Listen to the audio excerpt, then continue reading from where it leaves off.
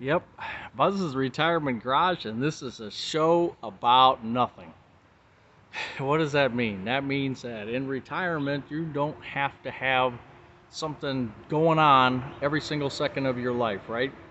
So in retirement, some days are just going to be you're going to wake up, you're going to just plod along, and and that's it for the day. But here at Buzz's Retirement Garage, we always have something to say because that's what I like to do. I like to talk. And like I said in a couple of my comments before, my wife's kind of tired of hearing about me all day long and hearing my voice all day long. She only can take so much. So I have to basically terrorize you people with my constant, right? Anyway, there was something I was doing today. We had a nice morning, nice sunny morning, 72 degrees, and the rain was coming in. And I had one of the windows open, and I heard from the gutters. I heard where the rain is supposed to go down the gutter. I heard it hitting the ground or some cement bricks that I have nearby. And I said, well, what the heck is that? So I have a gutter that comes down and then it goes to this.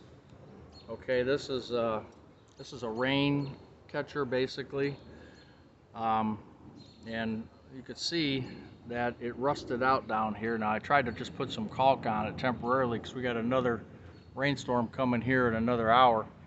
So what this does, the gutter goes in here, and you've probably seen these, and then this part goes into the other part of the gutter. So you have, the gutter's up to here or so, and then the gutter's inside here. And I shouldn't say the gutter, I should say the pipe coming down, the downspout. I'm sorry, I kept saying gutter, it's the downspout. So the downspout will come in here, and then here, and then into my drain. And this hole, which I plug up in the winter time, is just to stop the water from coming out. So what you do in the summer, spring, summer, you put a hose in there, and then it goes to a 75 gallon, 50 gallon or 75 gallon tank. So, and then has a spigot at the bottom where you can, open that spigot up and you can get some rainwater and you can water your plants and all that. And so I got to get this fixed. We get charged. So I live in a county where I don't have sewers. I have a septic system. Well, it's actually an aeration tank. And the aeration tank, the permit, when we moved here in the 90s, early 90s, the permit was $20. Basically, you're supposed to keep the aerator on 24 hours a day. Then you have a permit for $20. Well, that permit, I believe, has gone to $80. And then they come up with, this county, Cuyahoga County, came up with something new. I'm not crazy about it. I'm not a fan. I'm old school. I think it's a bunch of BS, but, I don't worry about things. I control what I can control, and I try not to worry about the things that I can't control. It's a good way to live through life, I think. But they started charging me like $10, a little over $10, for what's called rain runoff. So I don't have sewers, but yet anything that comes off my roof, and they do it by the square footage of your roof, any rain that falls, and they figure the size of your roof times whatever cubic feet of rain that would fall would go in the ground. So they're going to charge me over $10 a month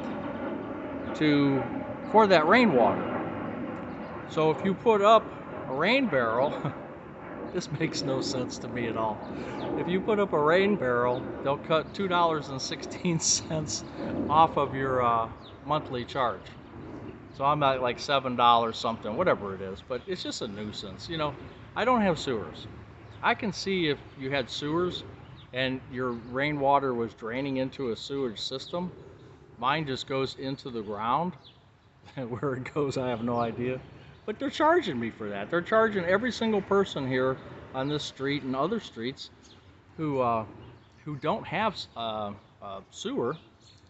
We have regular water, but we just don't have sewer. So So I have to keep this going because they want pictures every year. You have to fill out the application. You have to send them a picture that your thing is hooked up for a lousy $2.16 off a month. I don't know. In retirement, it's something interesting, I guess. Really never paid too much attention to it before, but now that I'm documenting my monthly expenses, that turns into a monthly expense, and I'm like, well, how do I get rid of this?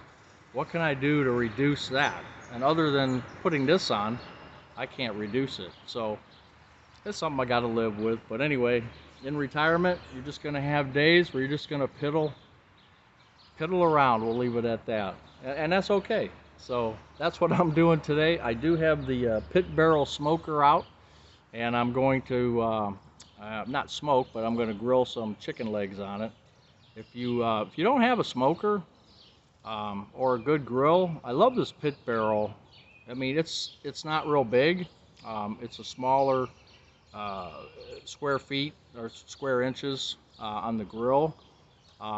But it's a great smoker. I mean, you could throw some ribs on there, hang them. You hang the ribs.